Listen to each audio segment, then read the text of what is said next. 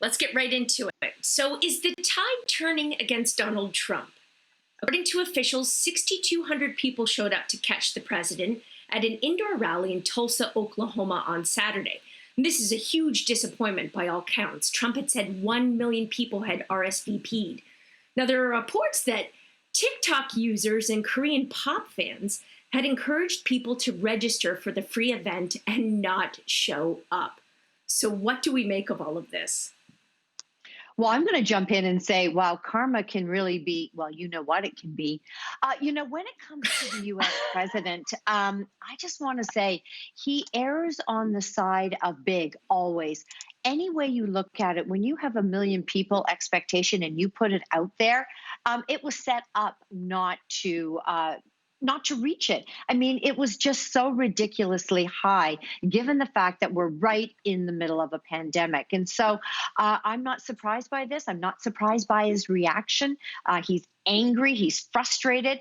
And I do think there may be something to the social media, but I also think, how there was a lot of play during the last election for him with social media.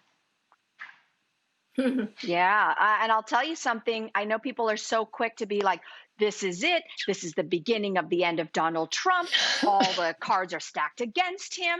I mean, I think that's a little premature to say, even though they were preparing for 19,000 or the arena could hold 19,000, only 6,200 showed up. Potentially, this was a big Twitter stunt that actually worked in Twitter's favor or the user's favor.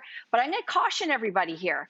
Even though Trump only had 6,200 people show up, even though the polls show him trailing at least 12 points behind his Democratic counterpart, Joe Biden, even though his former national security advisor, John Bolton, has a book that is going to just break the internet and the world when it drops tomorrow, can I remind you what happened in 2016? Everybody was saying it was Hillary's. It was Hillary's. It was Hillary's. And look what happened. My fear here is people are like, oh, finally, he's going to be a one-term president. We don't need to show up at the polls. And that's the difference.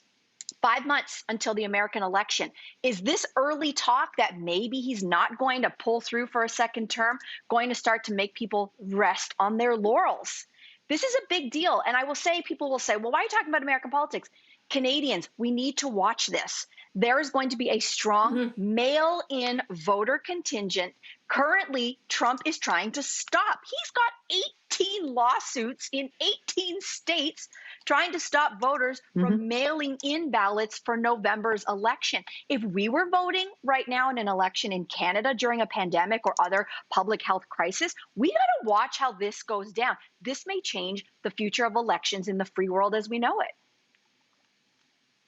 I want to go to Facebook where Dee wrote to us and said, isn't it ironic and satisfying that the internet, going back to what Patty said, the very system that was manipulated to get Trump elected in the first place was used against him this time around? I totally agree, Dee. And I think it also highlights how tone deaf he and his aides are. Tulsa, choosing Tulsa. It's the location of the single worst incident of racial violence in American history. And it was originally scheduled on June 19th. They changed it to the next day, but June 19th, Juneteenth, of course. This is mind-boggling. But hey, I want to say what my first reaction was about K-pop fans. It was, are they old enough to vote?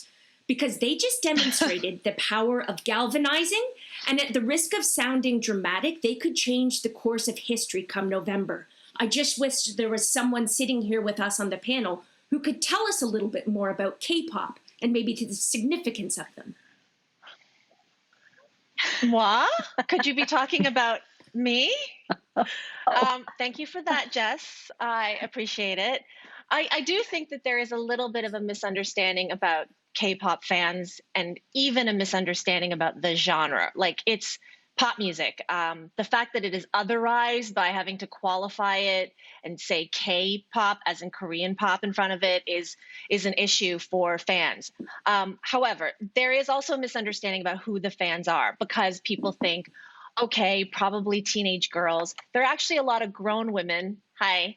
Many moms out there. There's BTS mom fans out there who have been recently profiled by major magazines talking about why they love the band.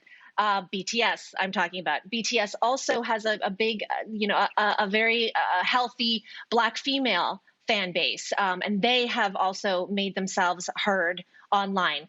BTS's fans in particular have dominated Twitter over the last few years like no other fan base. As I speak right now, the number one trending topic on Twitter is Stay Gold. You might not know what that means. That is the name of the new BTS single that I've been listening to nonstop. So I think what this means, though, is that once again, things that women like and the power of women liking things, particularly younger women, if we want to focus on teenage BTS fans and teenage K-pop fans, are often underestimated.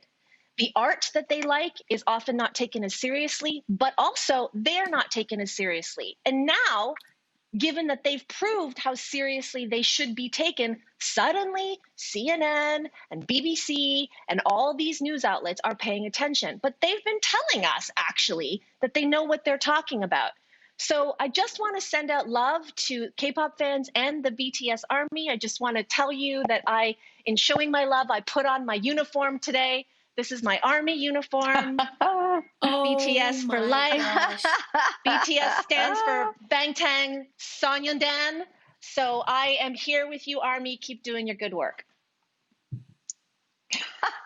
Thank you for that education. This is why we love this show.